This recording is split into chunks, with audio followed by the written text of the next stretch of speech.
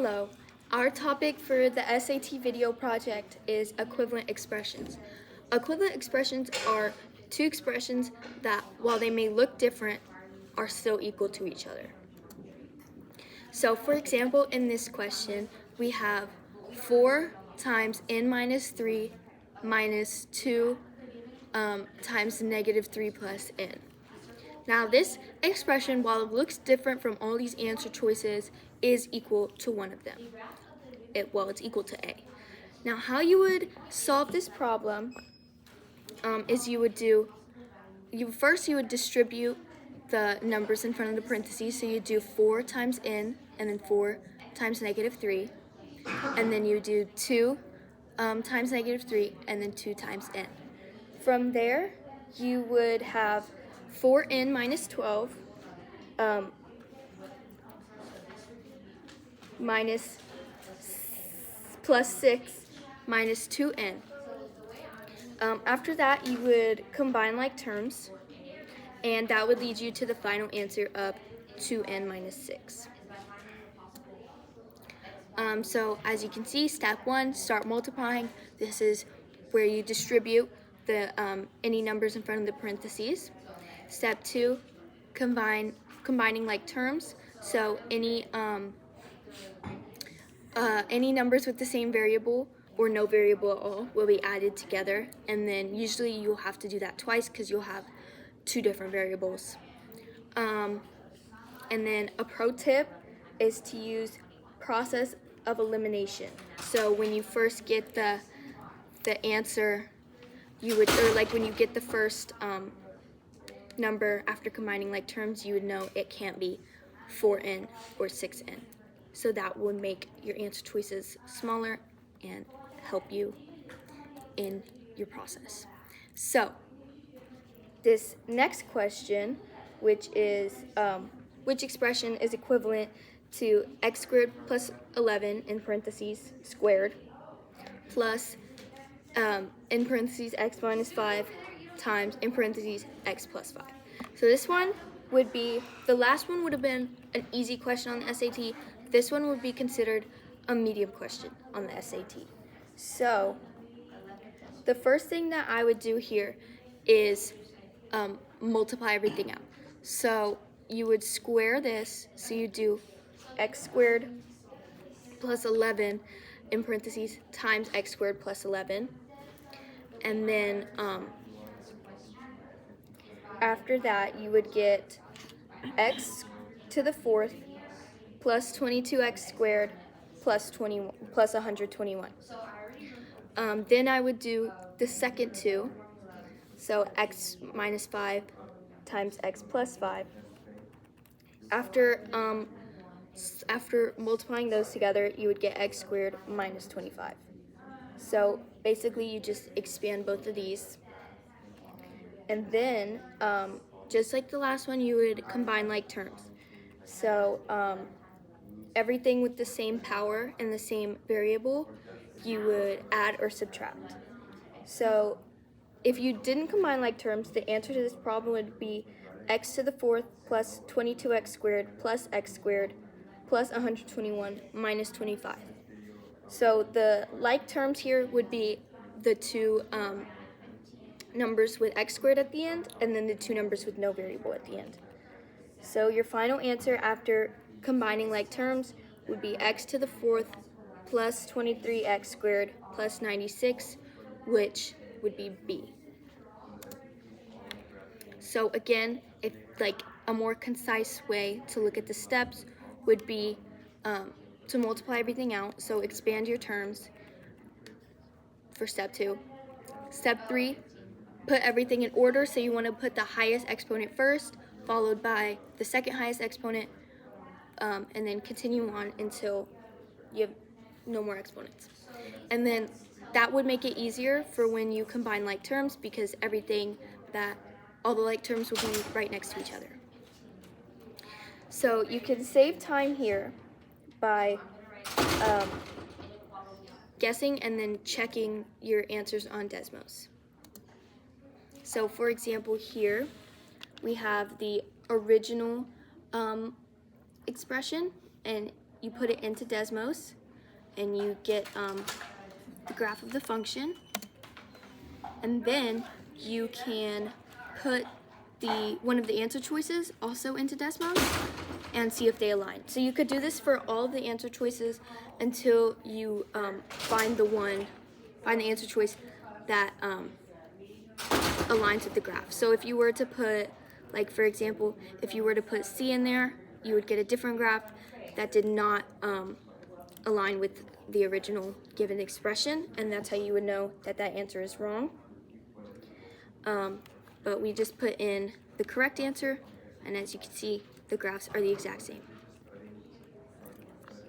And here's them together, and they're on top of each other. Okay, next question. This is question 3, and this would be considered a hard question on the SAT, definitely a more challenging one. So, the expression of 1/3 x squared minus 2 can be rewritten as 1/3 times x minus k times x plus k, where k is a positive constant. And then what is the value of k? So here we're not trying to find an expression equivalent to this. We are trying to find what it would be in like a factored form. So the step 1 would be to set x equal to 0. So you would have 1/3 times 0 squared minus 2. And then you would multiply that out, so you have -2 equals 1/3 negative k times k, because you would set these equal to 0 as well. So, 0 minus k is just going to be negative k, 0 plus k is just going to be positive k. So, after that, you would have -2 equals k squared over 3. And then you would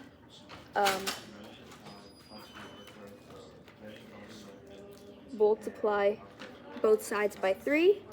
So you're going to get -6 equals k squared. And then get the square root of both sides. It would be +6 equals k squared. And then you get the square root of both sides. And so the answer is going to be plus or minus the square root of 6 for the value of k. So the tip for this, so first you set x as 0. That would be your first step. Second, you're going to multiply. You would multiply all of your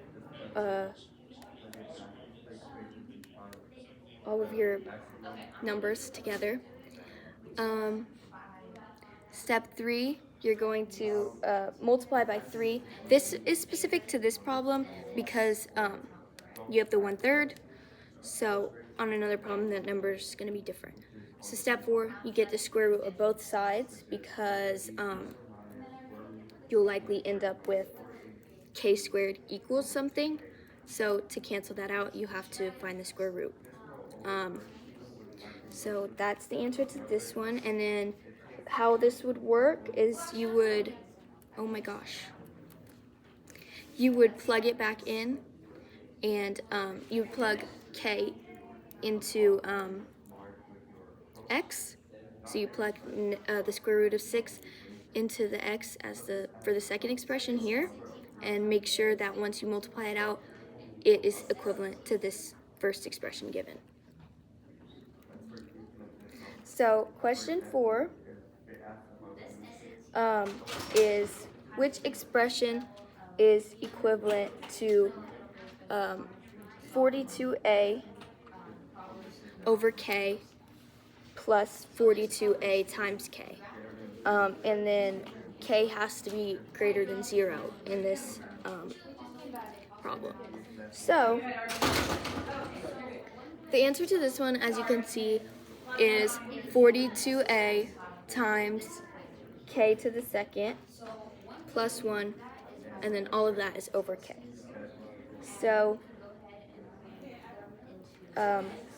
Choice D is correct because two fractions can be added together when they have the same common denominator, and since k is greater than 0, multiplying the second term given by k over k will give you 42ak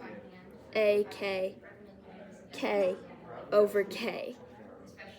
So that would be equivalent to 42ak squared over k for the second expression if you multiply it by k over k. So you can get the common denominator of k.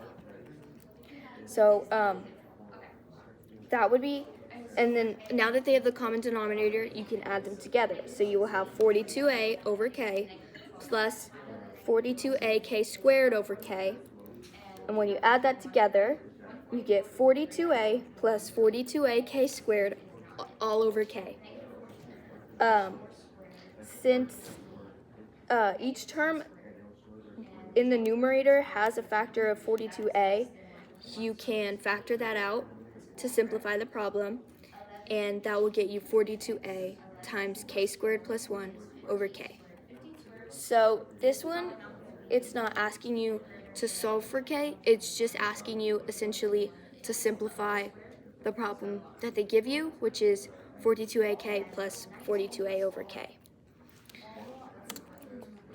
So choice D is correct, as I said, because in here you can see all of the expressions that I gave while solving.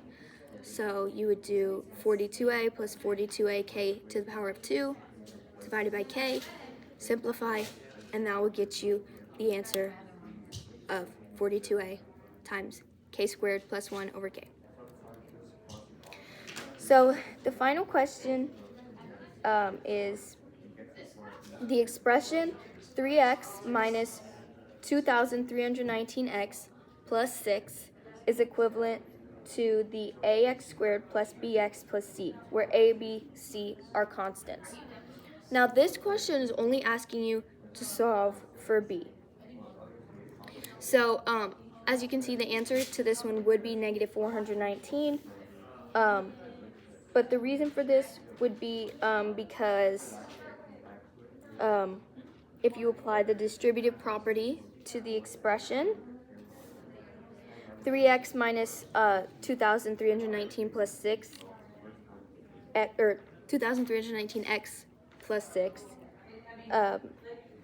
would give you 3 plus 19x plus 3xb minus 2,319x minus 236, and all of that can be rewritten as 57x squared plus 18x minus 437x minus 138. So when you have that number, or that expression of 57x squared plus 18x minus 437x minus 138, you would combine like terms, and the only like terms you have here is positive 18x and negative 437x. So that would give you 57x squared minus 419x plus 138. And since the b in this problem is the second term, the one with no x, the one with an x and no exponent, that would be negative 419, because we have 57x squared minus 419x, which fits into where b is placed. So the explanation here, as you can see, 57x squared minus 419x, which fits into where the b is placed in the standard form. So a tip for this question would be to slow down, definitely, because there are a lot of steps, and it can be easy to make mistakes, especially with the signs of the problem. You're dealing with a lot of negatives and positives, so slow down and try to condense the problem as much as you can, because as you can see, it does get pretty long at points. So, and then it's a very difficult problem on the SAT. It would be considered one of the harder ones. So, that was the final problem. Thank you for listening.